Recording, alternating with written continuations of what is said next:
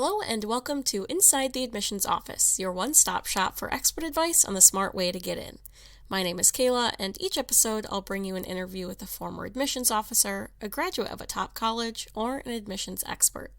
These interviews will take you inside the admissions office, will be full of behind-the-scenes knowledge, first-hand experiences, and application tips that will help you get into your dream school.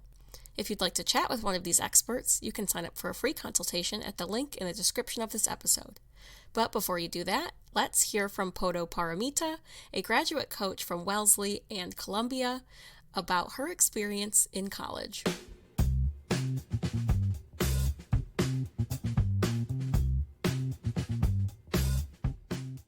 Hi, Padya. Thank you for joining us today. Thank you for having me. Awesome. Well, this is going to be another episode where we talk to an admissions expert kind of about their experience in college so we can all kind of gain some insight and everyone can hear from someone who's already gone through the application process, already kind of lived through college. And I wanted to have Padya on today because she is definitely an admissions expert. If you've read our blog, you've definitely seen her name. And she also has some unique experiences with admissions and college. So I'm excited to talk about that today. I'm so excited to talk about my own adventures and, hopefully help someone. Awesome. So I kind of want to go through your whole process, I guess, along the timeline of your life, I guess, kind of starting from your application and then moving on towards what college was like and then graduating college and what you're doing now.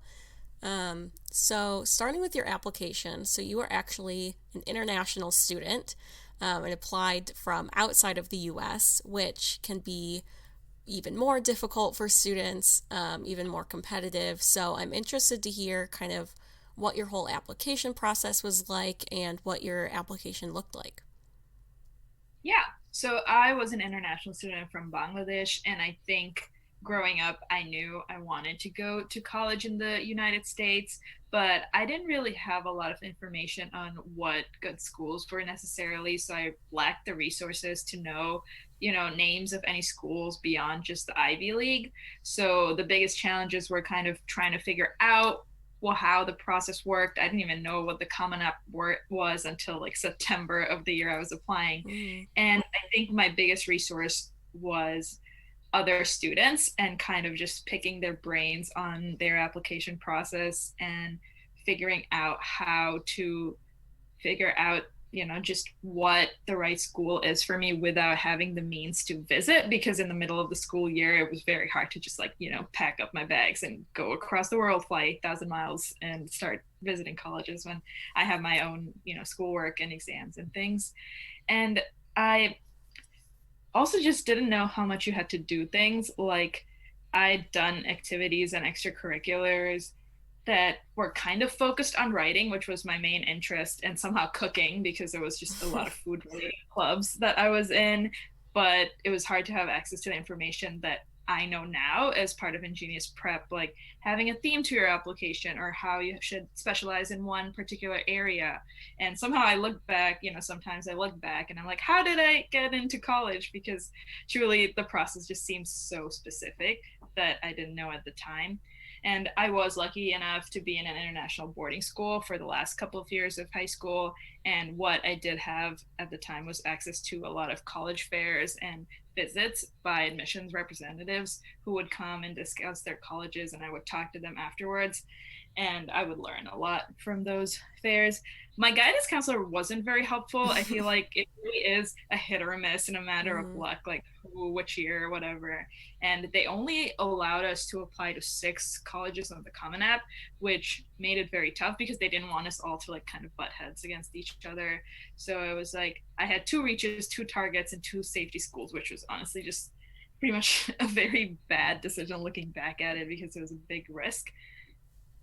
And I think because writing was my main interest, I kind of wrote about my work as a teen journalist and how important it was to bring out the voices of youth through writing, because I was like 15, 16, 17, working for a newspaper back home while going to school in a different country. And I centered my essay on how my work at a publication I'd grown up reading had given me a lot of imposter syndrome, and eventually I started coming out of my shell and started sharing my stories with others. And I think the personal statement and just like using my writing ability, which I think is works as my biggest asset to stand out in the admissions process, really helped. Yeah, I feel like there's kind of a lot to learn and glean from there, even for students who are listening who might not be international students. I think I've talked to a lot of students who are maybe first gen or first generation college students, or their parents just maybe didn't go to the most competitive college and they were kind of in the same place that you were, like never having heard of the Common App, not really knowing what any schools are besides like the really famous ones. So I think that's even outside of international students, kind of a common experience. And hopefully, resources like this kind of start to help students. But I think you kind of looking back at your application and wondering how you got in is something that I do a lot too. And kind of looking back, similar to you, I've kind of looked back and thought, oh, there kind of was a theme there centering around. Mine was also kind of centered around writing and journalism. And so it's interesting to look back and see, oh, I guess that did happen. But now it's even more competitive, especially for international students as the years have gone on. So it's so important to do that intentionally rather than it just kind of happening by mistake. Yeah, absolutely. And I think in situations like this, especially now with COVID, that you're not able to travel as much, take advantage of free websites, podcasts, just like webinars as much as you can so that you can really get an insight into what really is going on inside the admissions office. Haha, pun. But, just figure out what it is that makes you tick and just roll with it in your application, basically, is my advice in one sentence. Yeah, definitely. It definitely takes a lot of insight and also just a lot of research and reading and like you did, talking to people.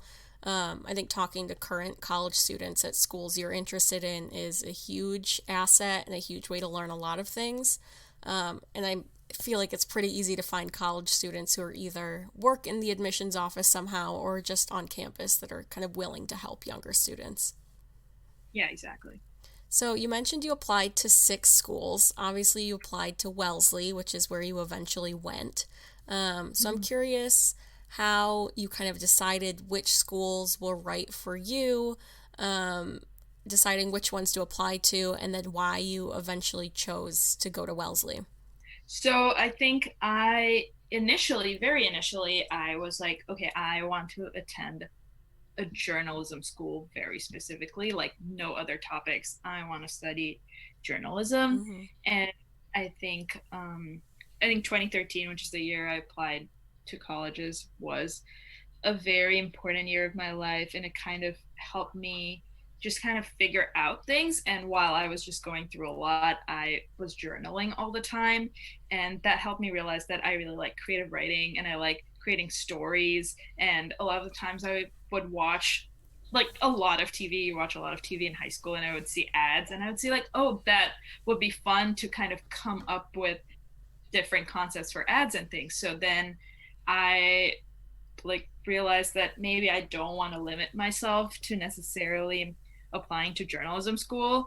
And because of, again, those college fairs that were happening in my school, I realized that, liberal arts college is a thing. And that is one thing that a lot of students don't necessarily realize, that, liberal arts keeps you with an open mind, gives you a lot of options to just kind of explore what you like before settling on a major. And I really appreciated that. So I think 4 out of the 6 schools that I applied to were liberal arts college.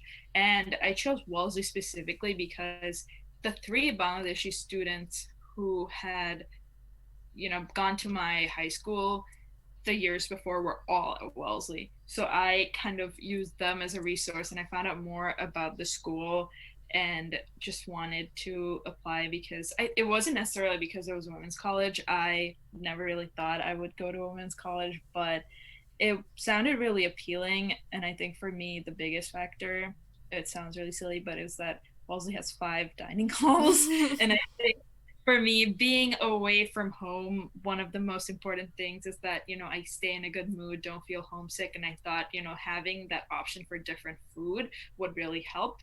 And another thing that really stood out to me was on the website that it said at Wellesley, you can't not write all the time. And I kind of like read through the English faculty's bios and the work they had done. And there were so many of them that I was really excited to work with and learn from, that school really stood out to me. And I was really excited when I got in. Yeah, I think it's really important that you both looked at the academics. Of course, you made sure that like the programs there were something you were interested in and that the faculty could help you.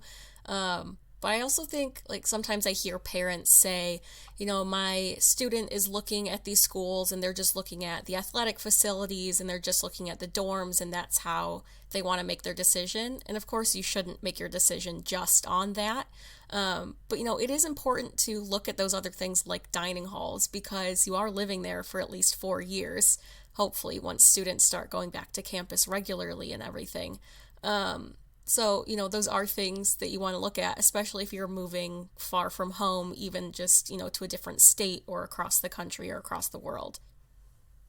Exactly. Like those things can make such a difference. And I think one thing that I wasn't sure how I was going to work out was the weather. And I did have a lot, of struggles adjusting to the heavy snow that comes in Boston. But I think just like the other things that were happening, and there was a lot happening just every day at college that made up for it and helped me just, kind of get out of bed and look forward to each day and kind of just like the friends I made. It was a great environment. Yeah, definitely. You're not going to be, your best self or doing the best in your academics if you're struggling with your environment or you're not feeling like yourself or your mental health isn't right. So that is really an important thing to look at. I think the other great thing, and we did an episode a few episodes ago specifically about liberal arts colleges. So if this interests any of the listeners, I would highly recommend going back and listening to that because we dive into it much deeper. But I think, like you talked about, one of the best things is how open it is and how it lets you kind of explore different areas, because I know like when I was a student or a high school student like you, I was pretty set. I wanted to do public relations. I was pretty set on doing that. I wanted to do more journalism. And once I got to college, I kind of moved away from that, and that's not what I ended up doing.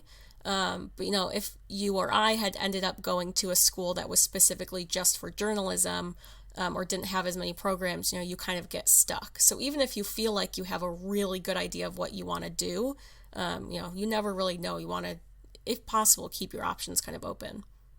Right. I think when you're in high school, and it might be hard to imagine right now, but you are going to change and you're going to meet new people, you're going to develop new interests, and you're going to want to try new things. So I think it's definitely very important to keep an open mind. And if we had both gone to journalism school, we probably wouldn't be here right now, and that would be sad. Yeah, absolutely. So something you mentioned about Wellesley is that obviously it's a women's college. And like you mentioned, that wasn't something that you were specifically looking for, but you obviously ended up going to a women's college. So I'm curious just about your experience. I feel like going to an all women's school or college is kind of this like elusive mystery of like, what is it like there? Is it super boring? Or is it super strict or something like that? So I'm really interested to hear your experience and kind of, I guess, dispel some myths. Right. Yeah, totally. I think the stigma around women's colleges, I understand why it exists, but I'm here to tell you that it is totally a myth. Like, I had a fantastic time. I just felt like there was so much support from everywhere. And when you are someone who hasn't felt represented in their field, whether it's like STEM or computer science, economics, and things, and you see a room full of non-cisgender men who are trying their best to learn in these academic fields, you feel inspired and it builds your confidence. You're like, okay, like I, a 19-year-old woman can also achieve this. And that kind of just overwhelming support is really great. And I, gone to co-ed school all my life, but honestly, I didn't notice anything different in the classrooms. If anything, people were just like more competitive and more geared to succeed and kind of just like be, the next powerful woman in their field or whatever. And it's not true that there's no men at all. Like, there are students who identify as men on campus. There are male professors, staff members, just anywhere you go. My library had like so many men around. And there are students who will cross-register. So Wellesley had a program with MIT, Babson, which is a business school nearby, and Olin School of Engineering, which is also in the town of Wellesley, where students can take the bus and go to these colleges, or students from these other classes or like other schools came to our classes and took courses there for credit. So you would meet people. So it wasn't bad, and the town was nearby, and you could just see men exist in the real world, and it was fine. It's really not bad. And I think that it's just a matter of taking advantage of all these resources, like this bus that can allow you to take classes at MIT or whatever. I remember there was a couple of guys in my stats class who would just fall asleep in the back of the room, and really no one was like blinking an eye that there was a man there. So it truly isn't a nunnery or anything. Right. It's definitely like you're not going to see a man for 4 years when you go to college if that's something that you're really worried about. Yeah. Something I also wanted to hit on with the women's colleges is, I think, and specifically with liberal arts colleges too, is just kind of the strong alumni network. Something that I've noticed with you and one of our coworkers, Mariana, who was actually on the podcast a while back, is also from a small liberal arts college, is that the alumni community is very strong, and it's a really strong network. And there's a lot of opportunities, and students, past students helping each other get jobs and hiring people from their alma mater. So I think that's something really cool about those small colleges, is even though there's not as many people in the alumni network, it's something that is still a huge resource. So I guess just another kind of pro to keep in mind. Yes, 100%. There are Wellesley groups for everything. There's like Wellesley alums in the workplace, Wellesley alums, struggling with relationships, Wellesley fashion group, hiring, roommates, whatever.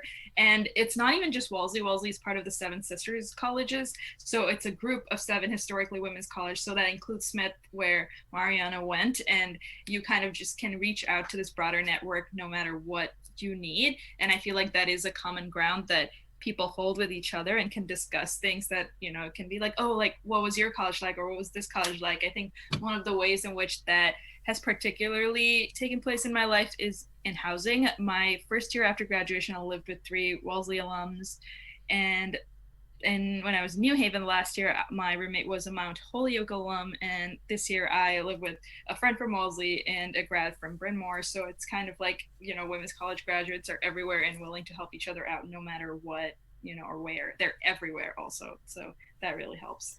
Yeah, it's just a really good kind of community all around. So yeah, like I said, just kind of something to keep in mind.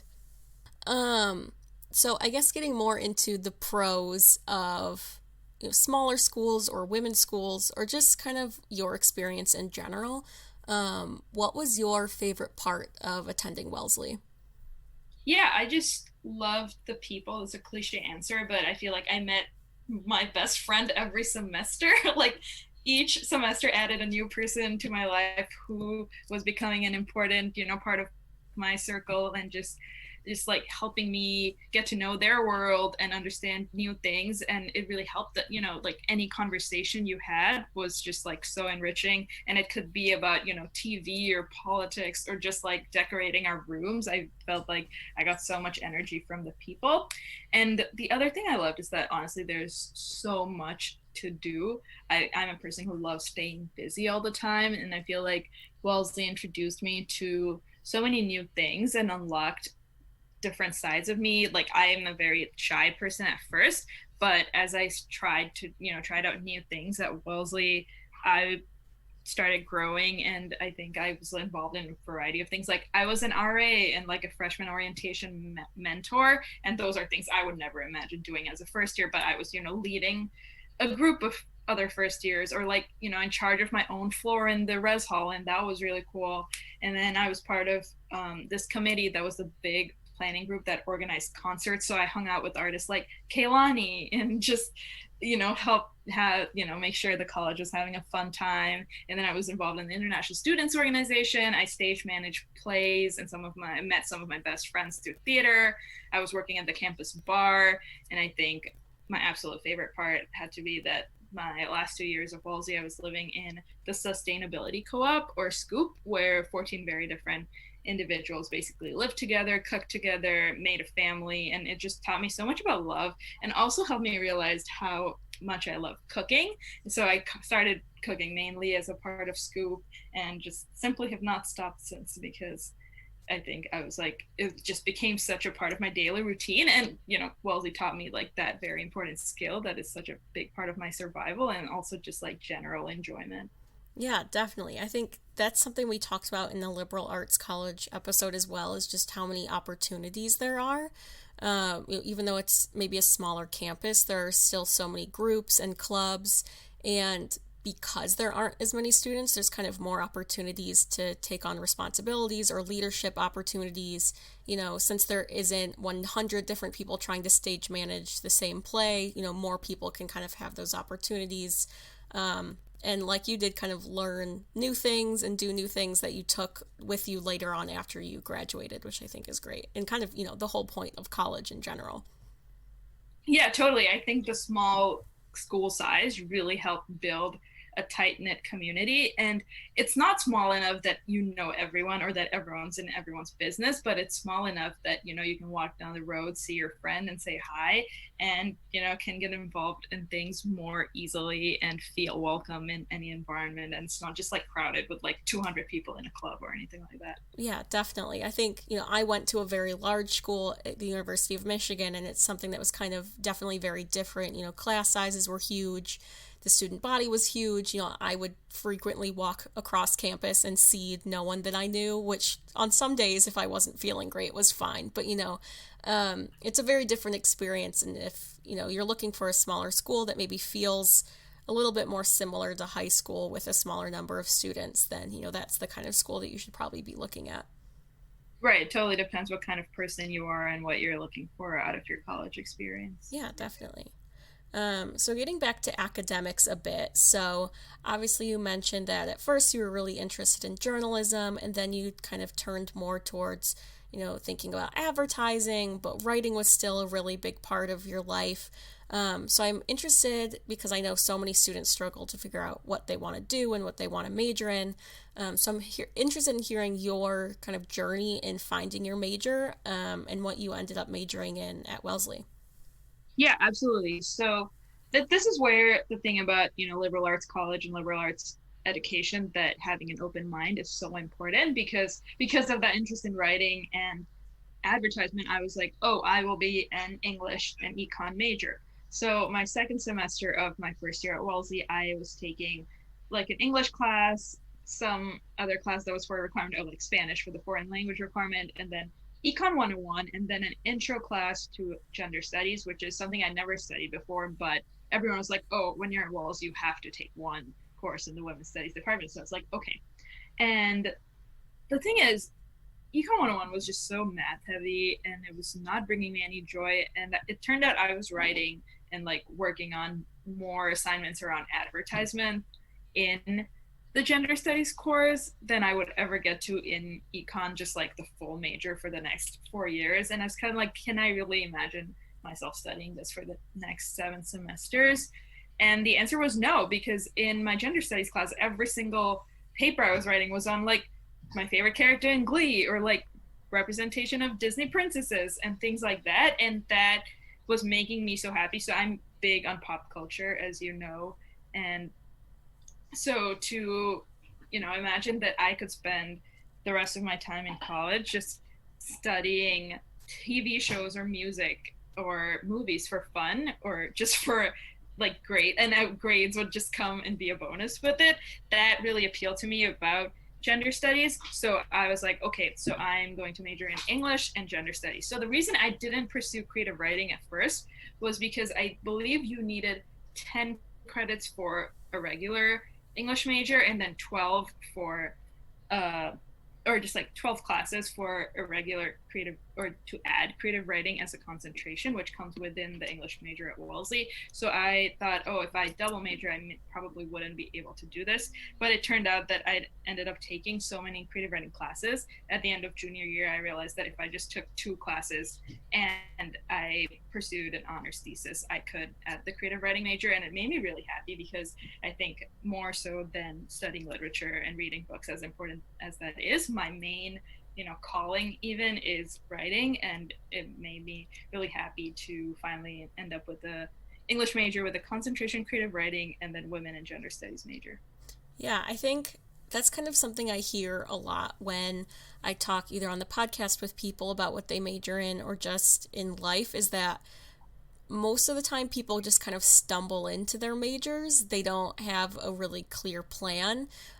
Like you, it's like, oh, I never thought I would take this class, but I really enjoy it, and I enjoyed it so much that now it's one of my majors. Or you kind of accidentally stumbled into being able to have that concentration, which I hope is just kind of calming, I guess, to students, that you don't have to have it all figured out when you go into college. And especially if you're at a school with a more open curriculum, or that's more open to students kind of experimenting and moving through majors, that you can spend the first 2 years of college just figuring it out, and you're still going to come out perfectly fine. Exactly. Yeah. Yeah. So obviously we also have to talk again about the admissions side of it and applications. I don't want to leave anyone without too much hard information from this episode. So for students who are interested maybe in a school like Wellesley or a liberal arts college, if they hear what you're talking about and they think, this is a place that could be for me, do you have any advice for, what that student's application should look like, or the things that they should do in high school to kind of look good to a school like that? Right. So I think, as always, just do not count out liberal arts colleges when you're thinking about your school list, just because they're not in the Ivy League or whatever. Like, they are pretty much as prestigious and nearly as competitive. If anything, you are competing for fewer spots. So it's, not something to take for granted. Take your application very seriously. And when you're preparing your application and writing supplemental essays, for example, think about how you would be able to benefit from a tight-knit community, or what you can bring from your current community to that school community. And, even if the essays don't specifically ask for this, but it might be helpful in a Y school essay. Think about how you would take advantage of things like cross-registration, or a small class size, or any opportunity that you have.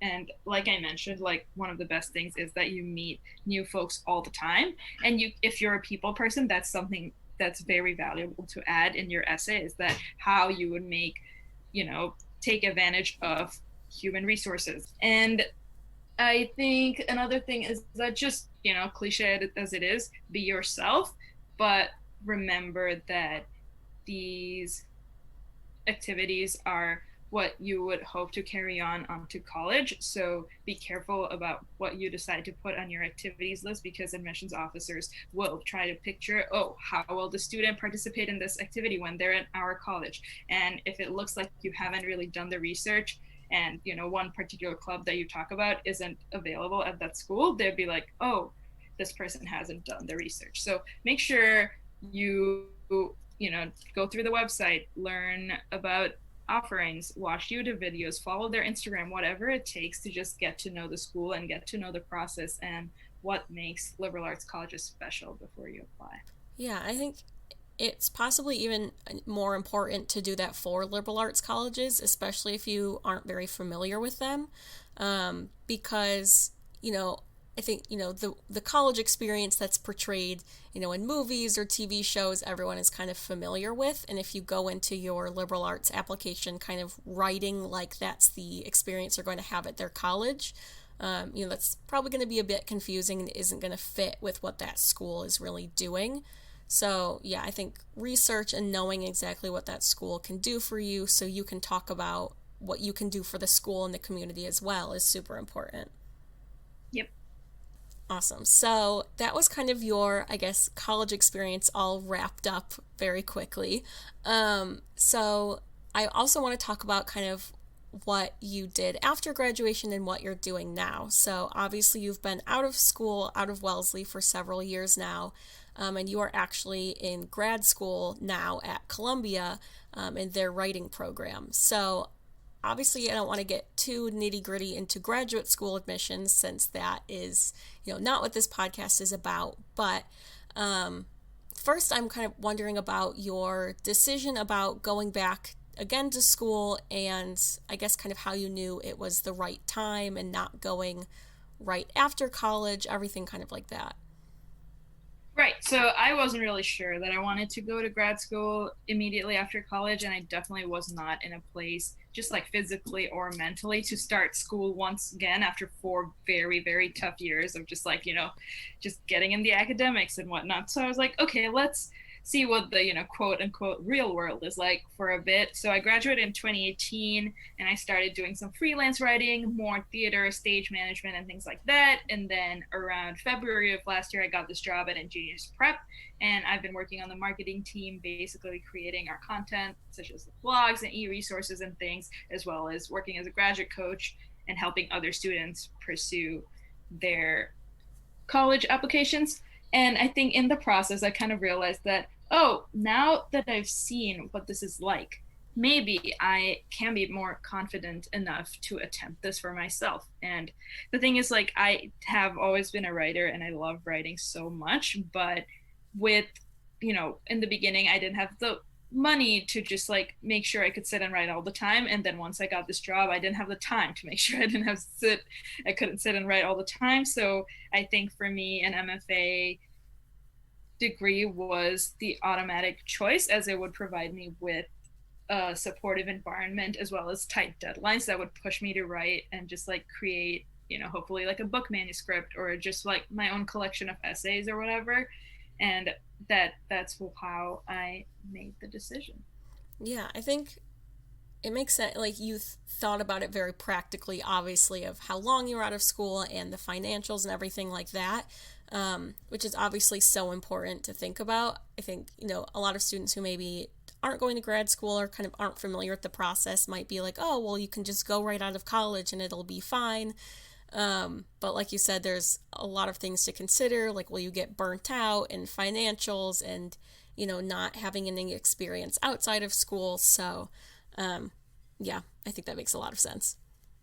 Yeah, I think it was also just important for me to think, oh, what would I want in a year? Obviously, when I was applying around October, November, I didn't know we would be hit with a pandemic. But in hindsight, I'm really glad I did it last year rather than just being stressed about it this year when I know that so many students are just like, taking the impulsive decision to apply to grad school. I'm very grateful to have thought about it at a time that I had more time to reflect on it and just like choose schools that I knew I would enjoy rather than what would be a more just like an impulsive decision. Yeah, I think obviously grad school is not something to take lightly. It takes a lot of time and effort, not only to apply, but then once you're in school. So definitely not something that you should do super impulsively. And so, like you said, you weren't really sure if you wanted to go to grad school when you were in college, but maybe for students who do know, maybe they know that they, want to pursue research, which usually takes a graduate degree, or they just kind of know already that they're going to end up having to go back to school for a graduate degree at some point. I'm wondering if you can, I guess, give some tips on what you can do in undergrad to kind of help that along. So for students who are maybe going into college this year or the next couple years, what are things that they can keep in mind once they're there that will benefit them in the long run? Yeah, I think because grad school applications are super intensive and you have to express yourself in a number of ways, just keep working on your reading and writing skills, because no matter what industry you're interested in, you will have to write like a statement of purpose or take the GRE, which I didn't thankfully have to do, but most other grad programs do require it. So take the GRE ahead of time. Make sure if you're applying for something like in the arts or in the sciences that you have experience that is relevant, because you will need to submit a resume or talk about what you've done so far that has prepared you for a graduate level program. And the other thing is that mentors are so important. They will write your recommendations and they will help you, just formulate your application. And even though I like it's not necessary that you keep in touch with them. I think many students panic like, oh, I haven't talked to my professor in 2 years. How should I approach them to write a recommendation letter? The thing is that they will always understand and they will agree because they'll be happy to that you've chosen them and they'd want to recommend you, wholeheartedly. So it's okay even if you haven't kept in touch, but it's really important that they are familiar with your work. And even if you send a reminder and be like, oh, in 2016 you and I worked on this together and this is what you said at the time, to just serve as a reminder because they do see so many students. So yeah, just keep writing, build a portfolio or just a series of experiences that can help show why you're interested in the program, and then do the appropriate research. So I had to look up location, like being in the East Coast was super important to me. I had to look up faculty because as a writing student, it's important who your mentors are and who can support you best in your chosen genre. And another thing that I really considered was financial aid. So if that's something that's important to you, see what has like full scholarships or grants that you can apply for and things like that. And there are a lot of just programs out there that want to help students, and no matter what their case is. So it's really all about the research. Take advantage of Excel spreadsheets, honestly, to keep track of what you need, and just start saving up money. Yeah, I think the earlier you know that it might be something you want to do, I guess the easier it is to prepare. Not that someone obviously can't do what you did and decide later that that's what they want to do, but if you do know, preparing early in college, I think, is definitely helpful. And I think mentors is honestly one of the really big ones for any type of graduate school, whether it's law school or med school or just a grad program that's more general. You always need those letters of rec, and you always need those people there to support you. And that's something that I think a lot of students struggle with. But those mentors can even help you with the research part, like you were talking about. The majority of professors or people that are teaching you at college are going to have some sort of grad degree or are going to be working through their grad degree. So obviously they're going to know what the application process looks like. They're going to know faculty at other schools. They're going to know what are the good schools for your program. So really take advantage of those people that are there. Right. Don't take undergrad for granted 100%. If you know that this is the industry you want to pursue, see what's the most important for that, because for a lot of grad schools, it is your grades. So you want to keep a high undergrad GPA or at least a high major GPA.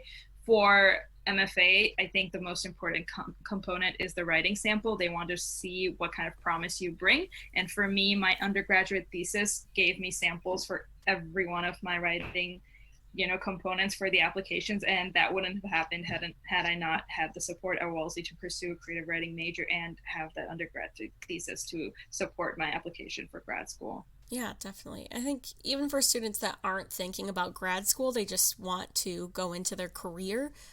Your professors and the people at your school are still really important to network with. I know in my communications major, we had graduate student assistants that had worked on famous TV shows, or people that had already worked in the marketing industry. And so connecting with people in the industry at large too while in undergrad is just so important. So yeah, networking has so much value. I had this at Wellesley, and I'm sure other schools have it too, where alums who are in a particular industry would come to college and just give their feedback and advice and offer their contact information to other students. So take advantage of any talk by a famous physicist or a famous writer whose work appeals to you, and get in touch with them. That can help you go a long way for sure. Yeah, absolutely. Well, awesome. I know we kind of went through your whole education life very quickly, but I hope that everyone listening was was able to take different pieces of information and advice that were relevant to them, or where they are in their application journey. And I hope everyone got something out of it. Yeah, thank you so much for having me on the podcast. Well, awesome. Thank you so much for coming on. And like I mentioned at the very beginning of the episode, Poto writes a lot of our blogs and content, and is one of our biggest admissions experts over at Ingenious Prep. So as always, I will link our blog in the episode description.